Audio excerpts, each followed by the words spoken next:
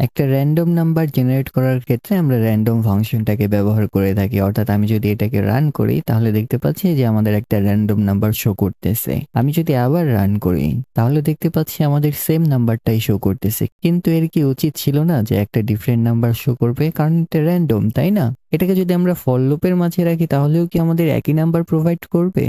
এখন যদি আমরা এটাকে রান করি তাহলে আমাদের ৫টা ডিফারেন্ট নাম্বার শো করার কথা, তাই না? রান করে দেখি। হ্যাঁ, আমাদের ৫টা ডিফারেন্ট নাম্বার শো করতেছে। কিন্তু একটা জিনিস খেয়াল করুন। উপরে যেটা আছে এটা কি আছে? সেম জিনিসটাই শো করতেছে। এখন এটাকে যদি আমি আবার রান করি তাহলে দেখতে পাচ্ছি যে ৮৩, ৮৬, ৭৭ সেম সিকোয়েন্সটাই শো করতেছে। তাহলে কি আমাদের র‍্যান্ডম নাম্বার আসলেই কি র‍্যান্ডম?